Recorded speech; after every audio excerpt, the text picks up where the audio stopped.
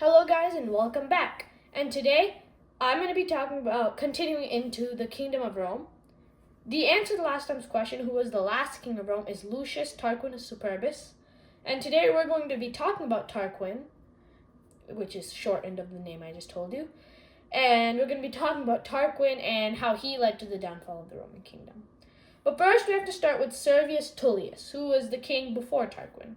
And Servius Tullius had two daughters, Tullia Major and Tullia Minor. Major meaning elder and minor meaning younger.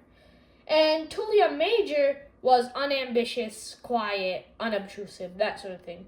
While Tullia Minor was very ambitious, always out for power and glory.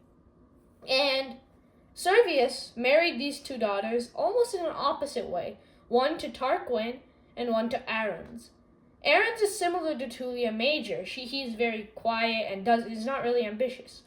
But Servius married the ambitious daughter to Arruns, who was very unambitious, and then the unambitious girl to the ambitious Tarquin. So it was almost like a flip up of who went to who.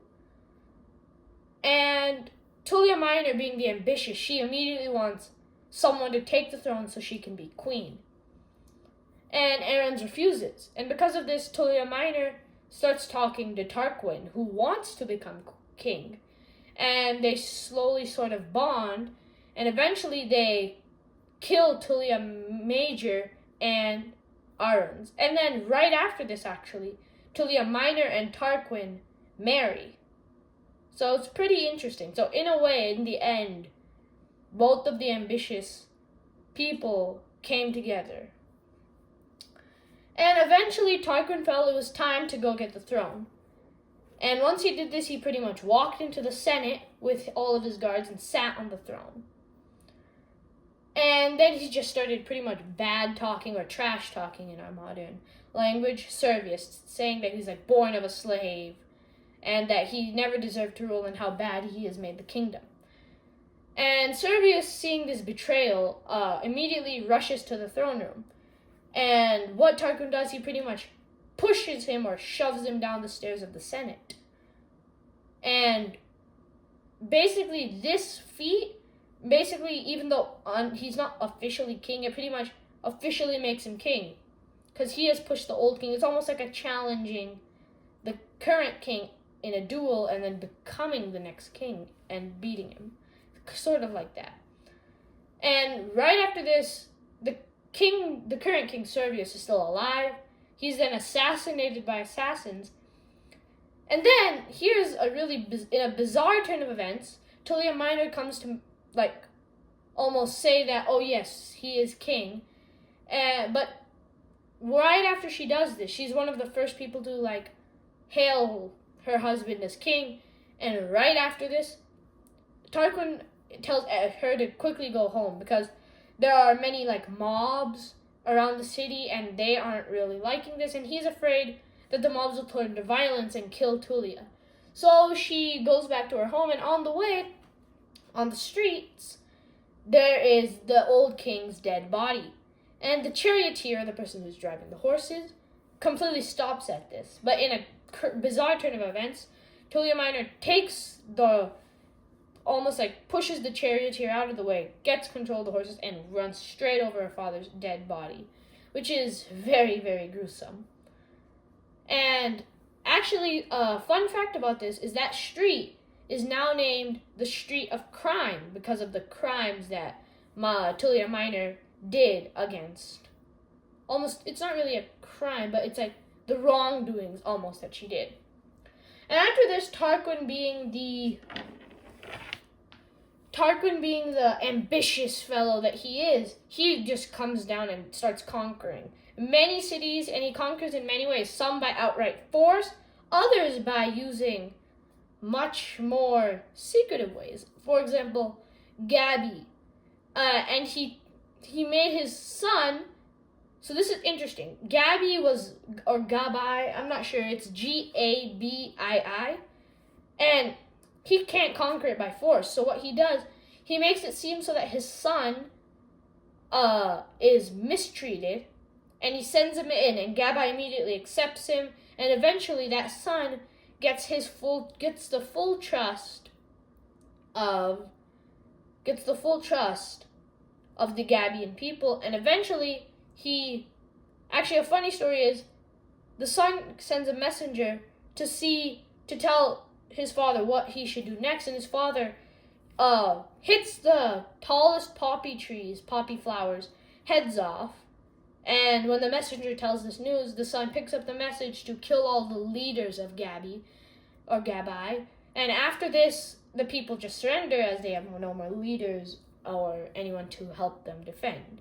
And with all these conquerings, Tarquin becomes more and more ambitious. And eventually he comes down to a city called Cumae, in which is the Cumaean Sibyl. Sibyls are almost like fortune tellers, prophesizers. The most famous of is like Delphi in Greece. This is another something like that. And she tells Tarquin, I will give you 9 books at a huge price. And Tarquin refuses. So she burns 3 books. Well, books of the future. 9 books, exorbitant price, you could say. And he refuses. She burns 3. Now 6 books. And she offers them at the same price. He once again refuses. She burns 3 more. And then the last 3 books, she offers them at the same price of the 9 books. And he finally accepts. And so this is how he achieved the Sibylline books. And Tarquin, to keep his power, he mostly used fear. He executed a lot. That's almost some people call his hobby.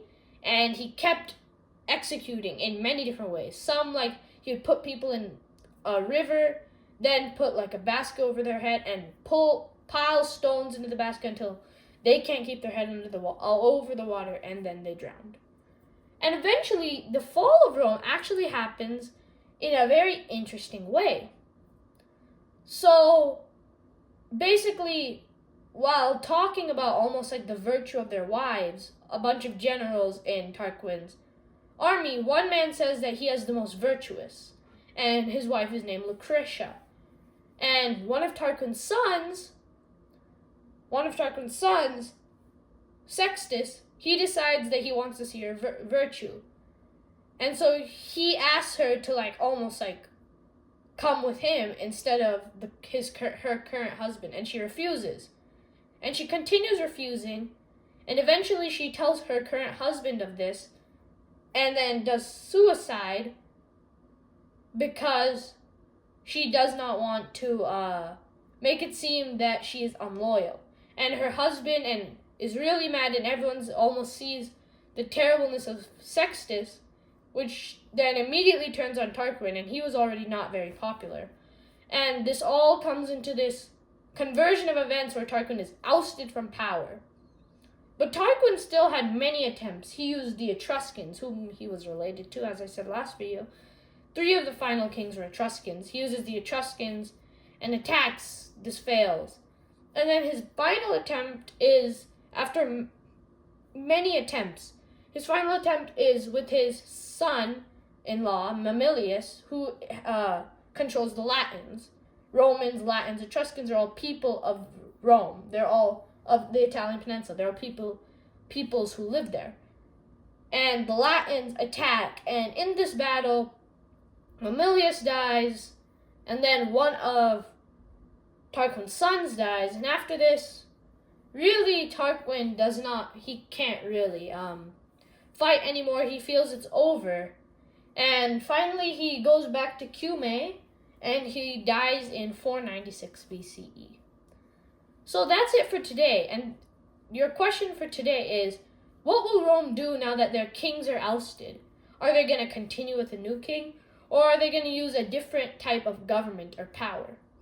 Anyway, that's the question for today. I hope you guys enjoyed. Bye!